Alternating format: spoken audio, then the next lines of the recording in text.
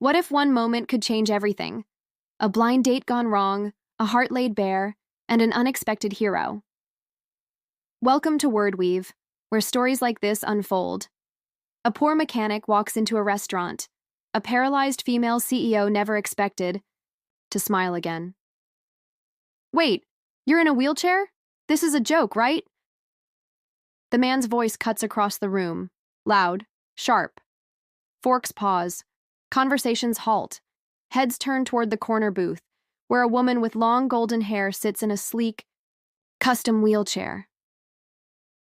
Isabelle Hartley doesn't flinch, but her hand tightens around the table's edge. Her face stays composed, but inside, something twists. She knew this was a risk. Still, it stings. I mean, come on, the man says, standing now. You're the girl from the app. You didn't say you were... He motions to the chair, broken. Gasps. Ripple. A waiter freezes. A couple whispers behind their menus. Isabelle straightens her back, her voice low, calm. I didn't think I had to explain that. I'm here for a conversation. If you came for a fantasy, I'm not it. He lets out a cruel laugh. You're right, you're not. Then, louder for the whole room. I thought I matched with Isabelle Hartley, the CEO, the billionaire biotech genius, not some sympathy case. Hold on, did he just say that? The room knows her name now. Whispers follow. A phone camera lifts. Someone mouths, is that really her? Isabelle sits motionless, her blazer tailored, her hair perfectly pinned. She looks every bit the powerful executive. Except now, she feels like a girl again, wounded, on display. Blind date disaster, someone mutters nearby. Her fingers grip the armrest. She reaches for her bag. She'll leave, alone. Then, a voice, calm, steady, cuts in. I think that's enough. Every head turns. A man stands at the door, tall, broad, in a worn denim jacket and dusty work boots. He walks with quiet purpose, eyes locked not on the heckler, but on her. He passes the stunned host, comes to her side. His hand rests gently on the back of her chair. Are you ready to go? He asks softly. Isabelle blinks. Is this another cruel joke? But his gaze is steady, kind, not pitying, just present. She gives a small nod. The man turns to the one who insulted her. She deserves better. And with that, he slowly turns the chair, guiding her toward the door. No one stops them. No one dares. They leave behind stunned silence and the image of a man who didn't raise his voice, only his presence. Outside, the air is cool, faintly smelling of rain. Isabelle feels the tension in her shoulders ease. He lets go of the chair on the sidewalk. I'm sorry, he says.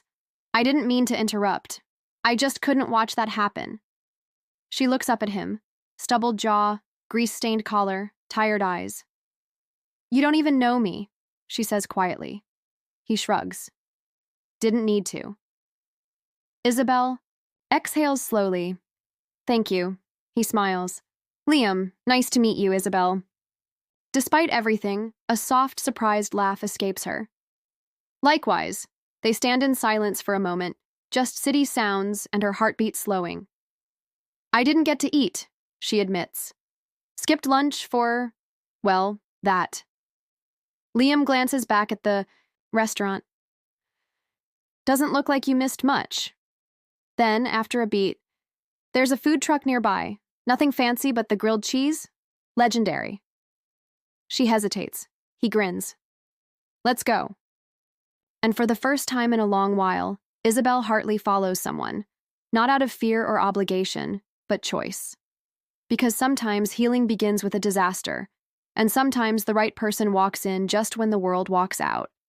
If this moment stirs something in you, if you've ever felt unseen, unwanted, or underestimated, hit that hype button on WordWeave to let others know they're not alone.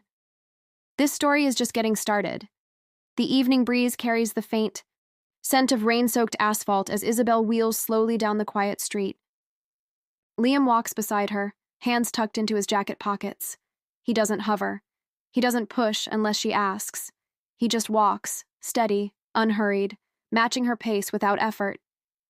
Did you eat anything in there before? He trails off, voice, careful. She shakes her head, a small smile tugging at her lips. I didn't exactly have the chance. He chuckles softly.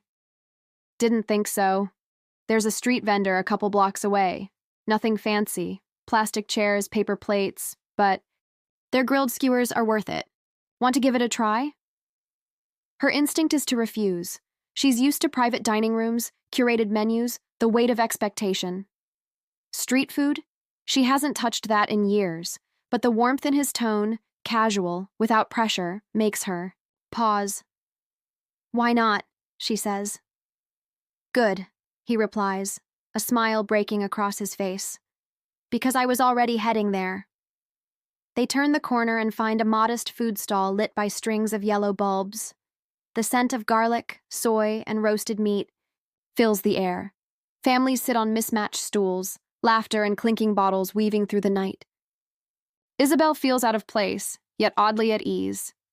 Liam orders for them both: 2 skewers, fried dumplings, a bottle of sparkling water. When the plates arrive, the server leans clumsily, and a streak of thick sauce slips from the skewer, splattering across Isabelle's shoe and ankle. She freezes. Heat flushes her face. This is the kind of accident she dreads. Moments that magnify her chair, her difference, her inability to maneuver quickly. She braces for awkward apologies, the server's flustered pity, Liam's uncomfortable silence. Instead, Liam calmly reaches into his jacket pocket, pulls out a folded cloth rag, the kind a mechanic might always carry. Hold on, he murmurs. Before she can protest, he crouches beside her. With easy, unhurried movements, he dabs the sauce from the leather of her shoe. Then, as if it's the most natural thing, he lifts her foot gently, supporting it with both hands, and places it back onto the footrest of her chair. Not a hint of hesitation, not a flicker of pity. Just care, respect. Isabelle's breath catches. No one touches her like that, not since before the accident. Every gesture from others has been heavy with awkwardness or dripping with condescension. But Liam's touch is different. Steady, practical, kind. Her eyes sting unexpectedly. She blinks fast, willing the tears away. There, he says simply, straightening. Good as new.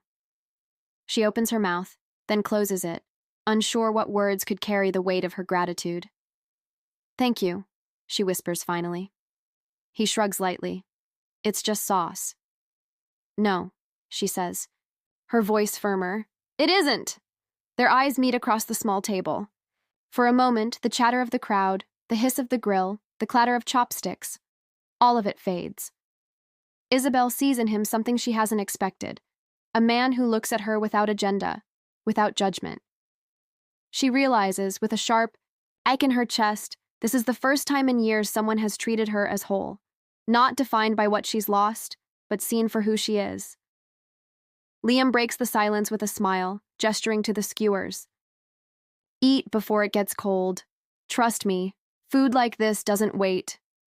She laughs softly, a sound she hardly recognizes as her own.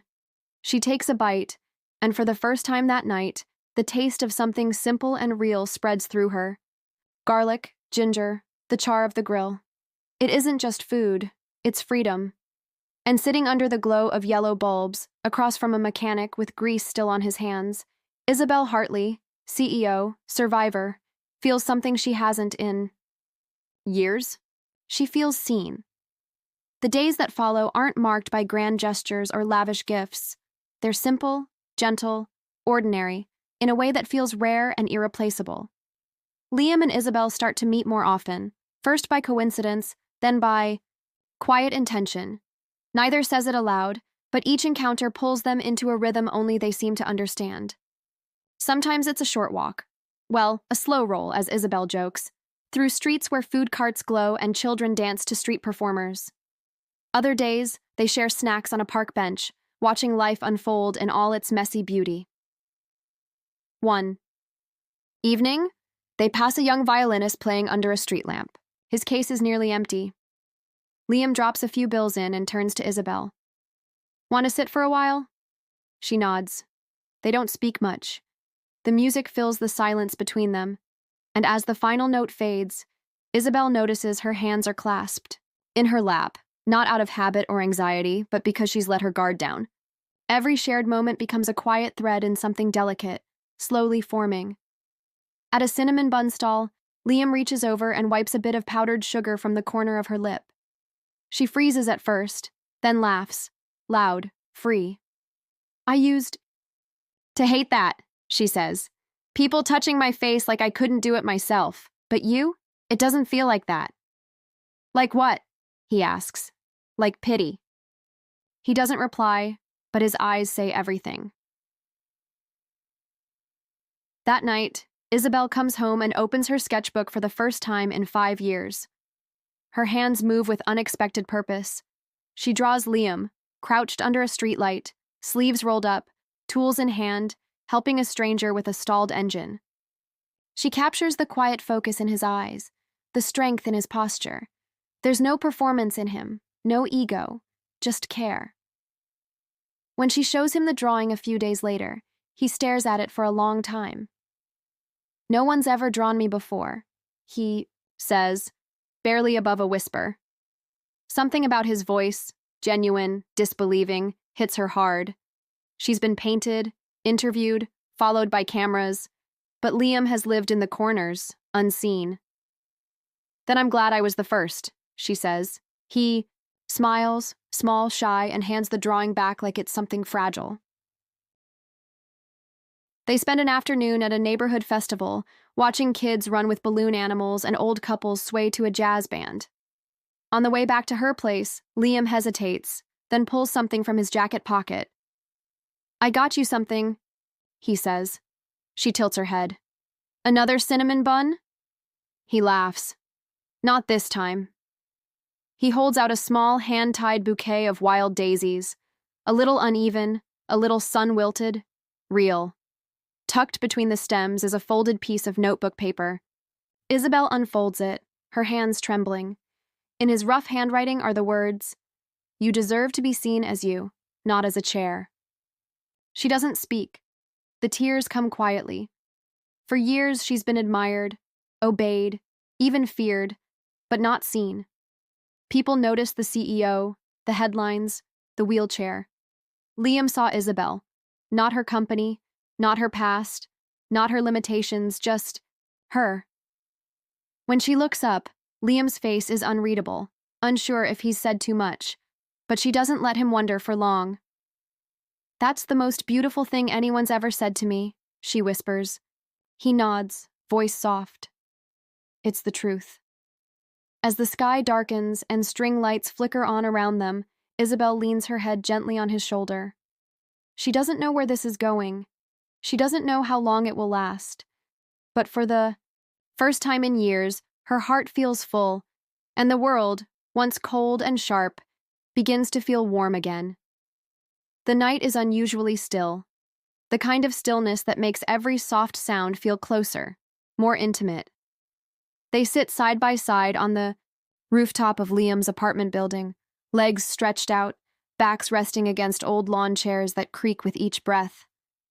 A Bluetooth speaker hums low beside them, soft jazz and acoustic covers blending with the wind. Liam hands her a cup of warm cider, his fingers brushing hers briefly. Isabelle murmurs a quiet thank you, her voice nearly lost to the breeze. He doesn't speak. He never pushes her to. They sip in silence until the song changes, and Isabelle finally speaks, not with grand declarations, but with a memory. My mother loved this song, she says softly.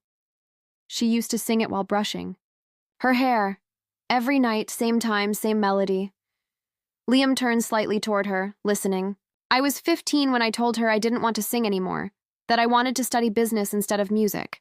She didn't argue, just said, whatever you do it with your whole heart. A faint, sad smile tugs at her lips. And I did. I built the company, broke records, became CEO. I did it with everything I had, but she wasn't there to see it. The words hover in the air.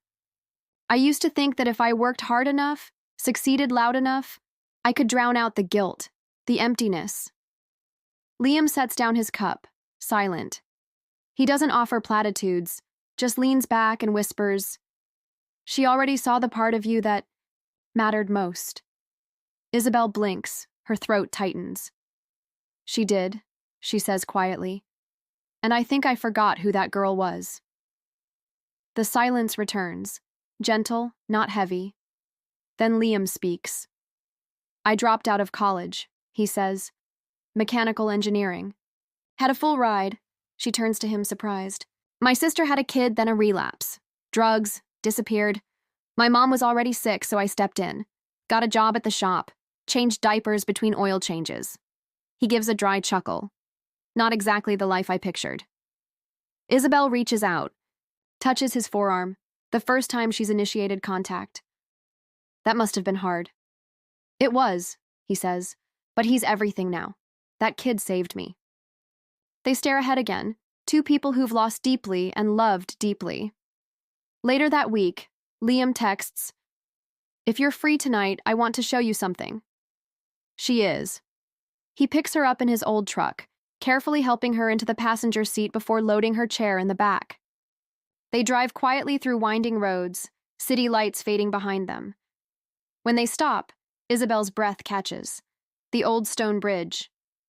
"This used to be," she begins. "Your favorite spot," Liam finishes. "I know." Her eyes widen. "I looked up the places you mentioned once," he says. "You said you used to come here with your mom, that it was your dream to walk across it one day." Her voice cracks. "I can't walk it." "I know," he says gently. "But we can still cross it." He opens her door, brings out the chair, and wheels her gently onto the path. The bridge isn't long, but it arches in the middle. From the top, the river curves below, framed by trees that bow like guardians. They stop near the center. "I always imagined holding her hand here," Isabelle whispers. "Thought maybe if I came back, I'd feel her again." Liam says nothing. He simply takes her hand, warm, steady, squeezes it. "I don't feel alone anymore," she says. He turns to her, his eyes soft. "You never were." And on that quiet bridge, Isabelle Hartley understands something she hasn't before. Healing doesn't always come in grand gestures. Sometimes it arrives wrapped in shared silence, in gentle hands, and in someone who sees you, not for what you lost, but for who you are. But what happens when trust shatters? The text has gone unanswered for days, then a week. Isabelle stares at her phone screen, thumb hovering over the same message she's rewritten 3 times. "Hey, are you okay? Was it something I said? Can we talk?" All marked delivered. None marked read. Liam has vanished. It makes no sense. Their last evening was quiet, gentle. He kissed her hand goodnight, whispered, "You matter." But now, nothing. She scrolls up the thread, reading old messages, like a woman trying to remember how happiness once sounded. And then, suddenly, a new message appears. "I met someone else. You deserve better." 8 words, no punctuation, no warmth, no explanation. The breath leaves her body. Her hands tremble as she lowers the phone to her lap. Outside her apartment, window, the world continues as usual. Cars pass, someone laughs down the street, a dog barks. But inside, she's still, broken. Again. The memory of her mother's funeral blurs with the moment her father said she'd never find someone willing to carry her dead weight. And now, even Liam, gentle, warm, honest Liam, has proven him right. She doesn't cry right away. Instead, she goes numb, rolls her wheelchair to the living room, turns off the lights, sits in the dark. Meanwhile, across town, Liam wipes blood from his split lip, presses an ice pack to his jaw. His shop is quiet now. The others have gone. Home. The fluorescent light flickers above him as he slumps against the metal drawers. His shoulder throbs from where the man punched him twice. He didn't even see them coming, just two suits waiting in the alley after his late shift. No conversation, just fists and a warning. You don't belong in her world. Walk away, mechanic. One of them said her name. That's the part that makes his stomach twist. They weren't random thugs. They were sent by her father. He knew. Liam. Sits with the knowledge like a stone in his gut. He hadn't known Isabelle's full identity until a week ago. The CEO, the legacy, the billion-dollar empire.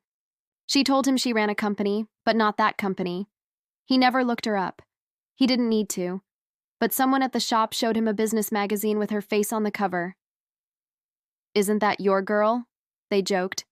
He smiled and nodded. But something inside him turned cold. And now this. Pain blooms through his ribs as he leans forward to grab his phone. He opens her messages, reads every one. His fingers hover above the screen. He wants to reply, to explain, to tell her none of this is her fault. But he doesn't. Because how could he bring her into his world? Greasy overalls, overdue rent, late-night fights in alleyways. She deserves someone who can protect her from this, someone who doesn't have to choose between dignity and survival. So he makes the cruelest choice he can think of. He lies, and he tells himself it's for her. Back in her apartment, Isabelle sits in the dark long after the phone goes, silent. The ache isn't just about Liam leaving, it's the familiarity of it. People always leave. Her mother, her father emotionally, and now Liam physically. The worst part isn't the absence. It's how fast the silence fills in. She wheels herself into her studio, stares blankly at the unfinished sketch on her desk. Liam under the streetlight, adjusting the wheel of a stranger's bike, unaware she'd been drawing him. She rips it from the sketchbook, crumples it, lets it fall. But even as it lies there, broken and wrinkled, she can't shake the memory of his hands lifting her foot so gently at that street food stall. No words, just care. She trusted that. And now she isn't sure what was real. The rain is relentless. It comes down in a steady curtain, drenching the empty streets, washing the city in dull gray. Streetlights blur into soft halos of gold as water streaks down everything, rooftops, windows, pavement. Isabelle doesn't care. Her cardigan clings to her skin. Her hair, once elegantly curled, now lies plastered and heavy over her shoulders. Water drips from her lashes, soaks through the blanket tossed over her legs before leaving the house. She doesn't know where she's going, only that she has to move, has to breathe, has to feel anything but the ache clawing at her chest. The wheels of her chair spin slower with each block, dragging against the wet sidewalk. Her hands, pale and trembling, grip the rims as she pushes forward. Each breath comes sharp, choked. Rain mixes with tears until she can't tell one from the other. Liam's message echoes in her mind. I met someone else. The lie is too clean, too cold. It isn't him. She knows it isn't him. And yet, the silence is real. The absence, the abandonment. Again. Her throat aches with the weight of everything unsaid. She turns onto the familiar street near Liam's garage, more out of muscle memory than intent. Her heart knows its way there, even if her mind is trying to forget. The rain intensifies. She pauses under a flickering lamppost, blinking through the haze. Her hands slip on the rims, her breath hitches, and then headlights. A car, fast, too fast, rounds the corner, tires screeching against the soaked asphalt. Isabelle tries to move, her hands scramble against the wet metal, but the wheel catches on a crack in the pavement. The car veers, a horn blares, and then arms, strong, familiar, lifting her, pulling her up and out in a single motion. The world tilts. Rain explodes around them. And the next thing she knows, she's in someone's arms, pressed tightly to a warm chest, the impact of what could have happened slamming into her all at once. She gasps, looks up. Liam. His face is soaked, hair dripping, eyes wild. His chest rises and falls in short, panicked breaths. You, she begins, but the words catch. I saw you crossing the street, he says, voice raw.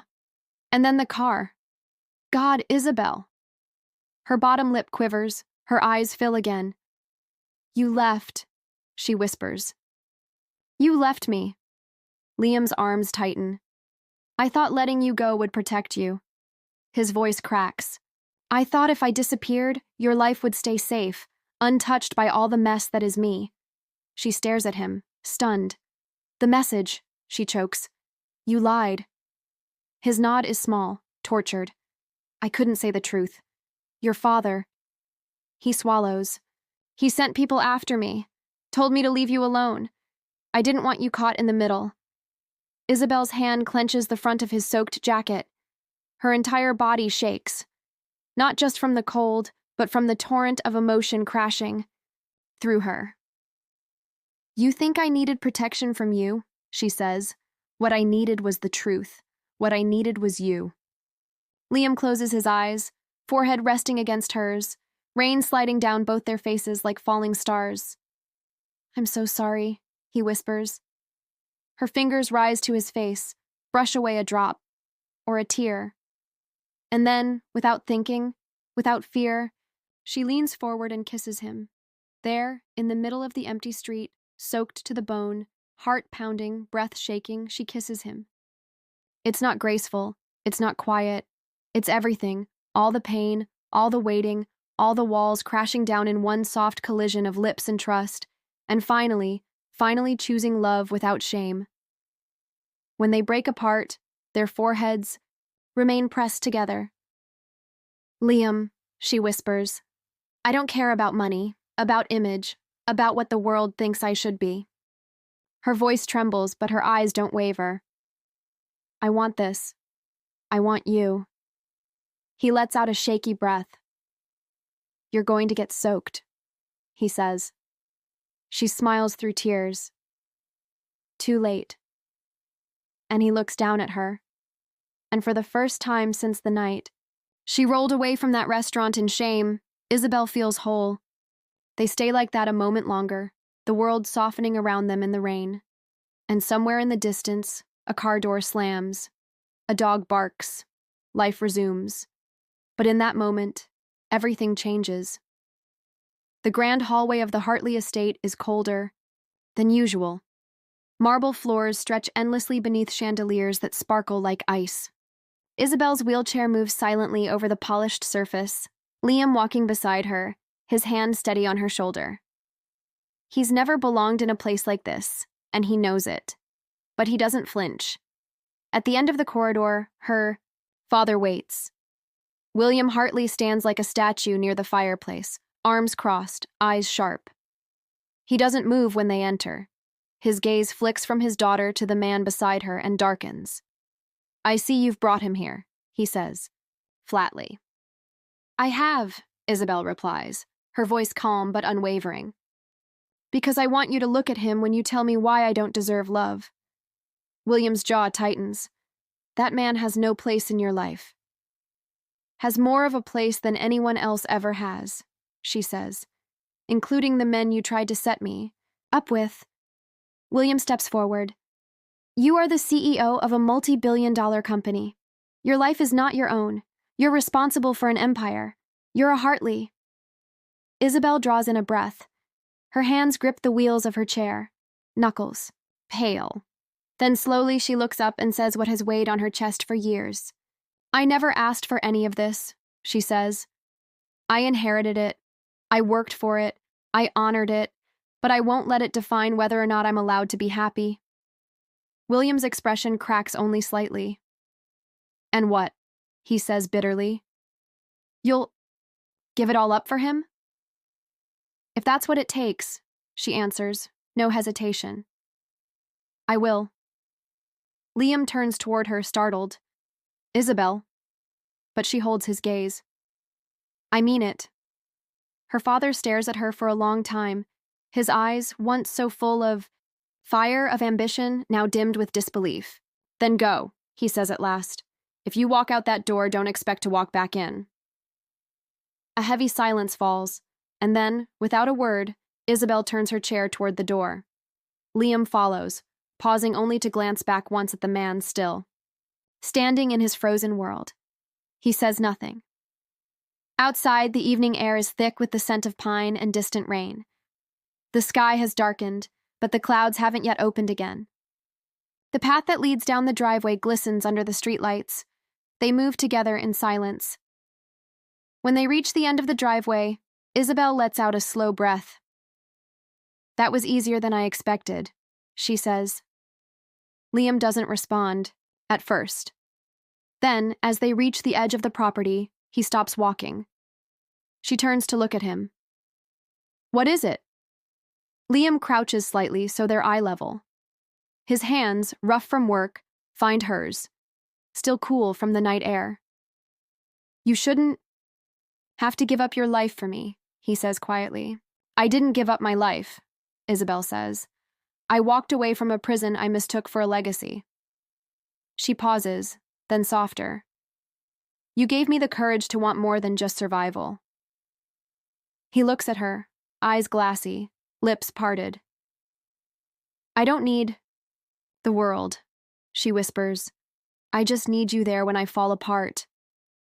Liam swallows hard, and instead of answering, he simply takes her hand and holds it tight. He doesn't need to speak. His eyes say everything. "I'm not going anywhere." The sun casts a warm glow over the garden behind the old auto garage. Ivy climbs the brick walls, and wildflowers line the wooden archway decorated with hand-tied ribbons and fresh daisies. A few string lights flicker above, swaying gently in the breeze. It's not grand or luxurious, but it feels real. 3 months have passed since Isabelle Hartley walked away from her father's estate. Today, surrounded by potted plants, borrowed chairs, and soft jazz playing from a speaker on the garage steps, she sits in her wheelchair, smiling.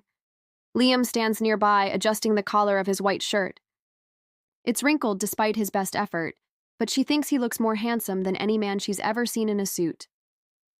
Their small engagement ceremony has drawn just a handful of friends, neighbors, and co-workers from the garage, but the space feels full of warmth, laughter, and people who came not from duty, but love. Luna, Liam's niece, stands proud as the flower girl, wearing a daisy crown and carrying a basket that once held car parts. Isabelle glances at the little card table holding a simple white cake, 2 champagne glasses, and the bouquet Liam picked himself from a corner florist. She hasn't cried all morning, until she sees him. William Hartley, her father. He stands, at the edge of the garden, not in a suit, but in a plain gray sweater and slacks. His hair is grayer, his stance uncertain, out of place. The music softens. Conversations hush. Liam straightens. Isabelle's breath catches. William steps forward, slowly, stopping in front of Liam. The silence is tight. Then he extends his hand. "Love her," he says. "That's all I ask." Liam stares, stunned, then shakes his hand firmly. A wave of applause rises around them, gentle, genuine. William doesn't smile, but his eyes flick toward Isabelle, glassy and searching. It's enough. She looks away, blinking hard. Later, after the cake is cut and the guests wander off to the benches in the backyard, Liam approaches with a quiet grin and holds out his hand. "Come with me," he says. She tilts her head. "Where?" He only smiles and guides her wheelchair down a narrow path behind the garden, leading toward the beach beyond the property. It's not famous, just a quiet stretch of sand where the water kisses the shore in slow, rhythmic waves. At the edge, he stops. "Are you sure?" she asks. He nods, then kneels in front of her. With gentle strength, he helps her stand. Her legs tremble, but his arms hold steady. She leans into him, fingers gripping his shoulders, his hand firm at her waist. The sand is soft beneath her bare feet, cool and grainy. It clings to her skin like memory. Isabelle gasps. Tears blur her vision. "I haven't felt this since—" "You don't have to say it," he says. They stand like that for a long while. Her first steps on sand in over 5 years, each one small. But hers. She looks up, cheeks wet with quiet tears. "You caught me when I was falling," she whispers, "in every way." He brushes her hair from her face. And I'll be here every step after. She presses her forehead to his. I love you.